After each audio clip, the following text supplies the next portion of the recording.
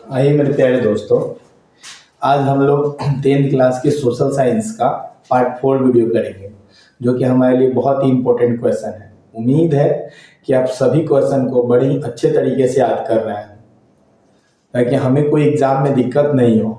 हम तैयारी उस तरीके से करेंगे ताकि हम एग्ज़ाम में 80% प्लस मार्क्स ला सकें। ठीक है, जैसे ही हम ऑब्जेक्टिव में लगभग 200 से 250 कंप्लीट करवा देते हैं सोशल साइंस का, तो हम इसके सब्जेक्टिव क्वेश्चन पे भी चलेंगे। ठीक है, और साथ साथ साइंस का, हिंदी का भी पार्ट्स हम कवर करते चलेंगे। ठीक है, तो चलिए आइए देखते हैं इस चैनल के माध्यम से 10th और 12th जो बिहार बोर्ड का एग्ज़ाम का पैटर्न है, उन सभी क्लास यानी 10th और 12th के क्लास क्वेश्चन को कंप्लीट करवाए जाएंगे। तो अगर चैनल को आप सब्सक्राइब नहीं किए हुए हैं तो अभी कीजिए और अपने दोस्तों को भी कहिए कर लेने के लिए। तो चलिए आइए देखते हैं हम सोशल साइंस यानी सामाजिक विज्ञान का पार्ट 4 वीडियो है, जो इम्पोर्टेंट गेस किया हुआ क्वेश्चन है। ठीक है, तो चलिए आइए देखते हैं हम लोग। फर्स्ट क्वेश्चन है आज के लिए कि माउंट काबूर को विक्टर इमैनुअल ने किस पद पर नियुक्त किया था। माउंट काबूर को सेनापति, फ्रांस का राजदूत, प्रधानमंत्री, गृह मंत्री। तो सही आंसर इसका हो जाएगा ऑप्शन सी, प्रधानमंत्री के पद पे। किस पद पे नियुक्त किया था? तो प्रधानमंत्री के पद पे नियुक्त किया था। ठीक है, तो चलिए आगे देखते हैं 2 नंबर क्वेश्चन। बिस्मार्क क्या था? क्या आप बता सकते हैं कि बिस्मार्क क्या था? यानी बिस्मार्क क्या थे? कवि थे, नाटककार थे, संगीतज्ञ थे कि कूटनीतिज्ञ थे? तो वे कूटनीतिज्ञ थे। क्या थे? तो कूटनीतिज्ञ थे। चलिए, उम्मीद है आप याद कर रहे होंगे अच्छे तरीके से, और बोल बोल के याद कीजिए। ठीक है, अगर आप वीडियो को देख रहे हैं तो मेरे साथ एक बार बोलने का कोशिश कीजिए, या आपको ऑप्शन दिख रहा है तो उस ऑप्शन को अच्छे तरीके से एक बार कवर कीजिए।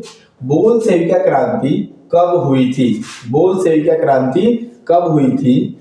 फरवरी 1917, नवंबर 1917, अप्रैल 1917, जनवरी 1905। तो इसका सही आंसर हो जाएगा नवंबर 1905 में, यानी ऑप्शन बी आपका करेक्ट आंसर हो जाएगा। ठीक है, तो चलिए आइए हम लोग देख लेते हैं 4 नंबर क्वेश्चन। कार्ल मार्क्स की मृत्यु कब हुई? जो कार्ल मार्क्स व्यक्ति थे उनकी मृत्यु कब हुई थी? तो चलिए हम लोग देखते हैं 1881 में, 1882 में, 1883 में, 1884 में। तो सही आंसर आपका हो जाएगा, यानी कार्ल मार्क्स की मृत्यु कब हुआ था? तो 1883 में, यानी ऑप्शन सी आपका करेक्ट आंसर हो जाएगा। चलिए आइए देखते हैं, नई आर्थिक नीति किसने लागू की थी? जो नई आर्थिक नीति है किसने लागू की थी? कार्ल मार्क्स ने, लेनिन ने, स्टालिन ने कि रॉबर्ट ओवेन ने? तो इसका सही आंसर आपका हो जाएगा Lenin, option B correct answer. ठीक है, आइए आते हैं अगला हम लोग 6 नंबर क्वेश्चन पे कि रूस जापान युद्ध कब हुआ? रूस और जापान में युद्ध कब हुआ था? 1904 से 5 में, 1903 से 4 में, 1905 से 6 में, या 1900 से 1907 में? तो इसका सही आंसर होगा ऑप्शन ए, 1904 से 1905 में। ठीक है, चलिए आगे आते हैं हम सब, देखते हैं 7 नंबर। प्रथम इंटरनेशनल की स्थापना कहाँ हुई थी? प्रथम इंटरनेशनल की स्थापना कहाँ हुई थी? Option A London, option B है, सॉरी ऑप्शन ऊपर से नीचे हो गया, यहाँ बी होना चाहिए था और यहाँ सी होना चाहिए था और यहाँ डी। ऑप्शन बी है जर्मनी, ऑप्शन सी है पेरिस और ऑप्शन डी है रूस। तो इसका सही आंसर हो जाएगा लंदन, यानी प्रथम इंटरनेशनल की स्थापना इंग्लैंड में हुआ था, जो कि लंदन में है। ठीक है, इंग्लैंड में हुआ था। बात समझ में आ गया आपको? चलिए आगे आते हैं हम लोग 7 नंबर क्वेश्चन। रॉबर्ट ओवेन कहाँ के निवासी थे? जो रॉबर्ट ओवेन थे कहाँ के निवासी थे? फ्रांस के, इंग्लैंड के, जर्मनी के कि रूस के? तो उम्मीद है आपको ये क्वेश्चन याद होना चाहिए। नहीं भी याद है तो देखिए ऑप्शन बी इसका करेक्ट आंसर होगा, यानी इंग्लैंड।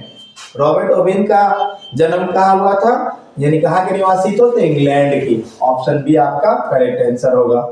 आते हैं 9 नंबर पे, उपभोक्ता को जानकारी लेना चाहिए किसी वस्तु के, यानी किसी वस्तु के गुण का, मात्रा का, निर्माण सामग्री का, उपयुक्त सभी का। तो इसका सही आंसर क्या हो जाएगा? उपयुक्त सभी का। अगर किसी वस्तु को आप खरीद रहे हैं तो उसके गुण का, मात्रा का और निर्माण सामग्री का, सभी चीजों का आपको ज्ञान होना चाहिए, यानी ऑप्शन डी आपका करेक्ट आंसर हो जाएगा।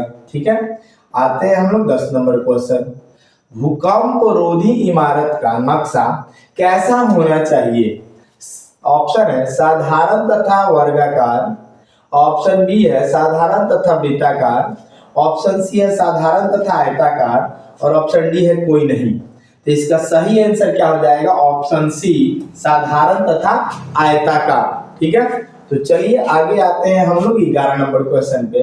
11 नंबर क्वेश्चन क्या कहता है कि लोकतंत्र एक शासन व्यवस्था है। लोकतंत्र एक शासन व्यवस्था कैसी है? लोगों का, लोगों के द्वारा या लोगों के लिए, या ऑप्शन डी है उपयुक्त सभी। तो इसका सही आंसर डी ही ऑप्शन होगा, उपयुक्त सभी। यानी लोकतंत्र का परिभाषा होता है लोगों का, लोगों के द्वारा, लोगों के लिए किए गए कार्य को। यानी ऑप्शन है तीनों सही है, यानी सही कौन सा हम बोलेंगे तो उपयुक्त सही, यानी ऑप्शन डी करेक्ट आंसर हो जाएगा। आते हैं 12 नंबर क्वेश्चन पे। 12 नंबर क्वेश्चन कहता है स्थानीय स्वशासन की राज्य के नीति निर्देशक सिद्धांतों से संबंध किस अनुच्छेद में चर्चा है? अनुच्छेद 38, अनुच्छेद 50, अनुच्छेद 40, अनुच्छेद 39। तो इसका सही आंसर आपका हो जाएगा अनुच्छेद 40 में। अनुच्छेद 40 यानी आर्टिकल 40 में स्थानीय स्वशासन के राज्यों के नीति निर्देशक सिद्धांतों का संबंध मिलता है। किसमें? अनुच्छेद 40 में। आगे आते हैं सोवियत संघ का विखंडन वर्ष है, यानी सोवियत संघ का विखंडन वर्ष है कौन सा? 1988, 1990 या 1989 या 1987। सही आंसर इसका क्या हो जाएगा?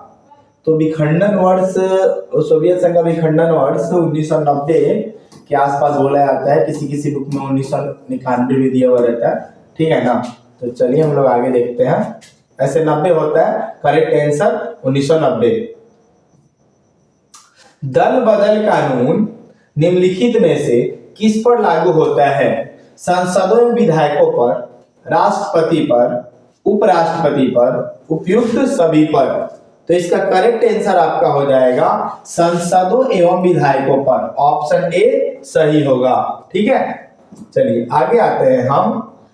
अगला है कि राजनीतिक दलों की मान्यता और उसका चिन्ह किसके द्वारा प्रदान की जाती है? राष्ट्रपति सचिवालय, प्रधानमंत्री सचिवालय, निर्वाचन आयोग या संसद के द्वारा? तो सही आंसर हो जाएगा निर्वाचन आयोग के द्वारा। ऑप्शन सी आपका करेक्ट आंसर होगा। ठीक है, चलिए आगे हम लोग देख लेते हैं। अगला है 16 नंबर क्वेश्चन। निम्नलिखित में से कौन सा कार्य राजनीतिक दल नहीं करता है? कौन सा कार्य राजनीतिक दल नहीं करता है? ऑप्शन ए है चुनाव लड़वाना, ऑप्शन बी है सरकार की आलोचना करना, ऑप्शन सी है प्राकृतिक आपदा में राहत, ऑप्शन डी है अफसरों की बहाली संबंधी कार्य। तो इसका सही आंसर ऑप्शन डी होगा, अफसरों की बहाली संबंधी कार्य राजनीतिक दल नहीं कर सकता है। ठीक है, ऑप्शन डी आपका करेक्ट आंसर होगा। 17 नंबर क्वेश्चन है कि सौर ऊर्जा निम्नलिखित में से कौन सा संसाधन है? मानवकृत, नवीकरणीय, अजैविक या अचक्रीय? तो सही आंसर आपका डी अचक्रीय हो जाएगा। ठीक है, 18 नंबर क्वेश्चन। समुद्री क्षेत्र में राजनीतिक सीमा के कितनी किलोमीटर क्षेत्र तक राष्ट्रीय संपदा निहित होती है? 10.2 किलोमीटर, 15.5 किलोमीटर या 12.2 किलोमीटर या 19.2 किलोमीटर? तो सही आंसर इसका हो जाएगा 12.2 किलोमीटर। आगे हम आते हैं 19 नंबर क्वेश्चन पे कि सोपानी कृषि किस राज्य में प्रचलित है? हरियाणा, पंजाब, बिहार का मैदानी क्षेत्र या उत्तराखंड? तो इसका सही आंसर ऑप्शन डी उत्तराखंड हो जाएगा। आगे हम लोग आते हैं क्वेश्चन नंबर 20 पे। कौन लौह अयस्क का एक प्रकार है? पहला ऑप्शन है आपका लिग्नाइट, ऑप्शन बी है बिटुमिनस, ऑप्शन सी है हेमाटाइट और ऑप्शन डी है इनमें से सभी। तो इसका सही आंसर हो जाएगा हेमाटाइट, यानी ऑप्शन सी आपका करेक्ट आंसर होगा। आगे आते हैं हम लोग 21 नंबर। बाजरा का सबसे बड़ा उत्पादन राज्य कौन सा है? बाजरा, राजस्थान, हरियाणा, महाराष्ट्र, बिहार। इसमें से सही आंसर क्या होगा? तो सही आंसर हो जाएगा आपका Rajasthan, option A correct answer होगा। आगे आते हैं हम लोग, देखते हैं 22 नंबर।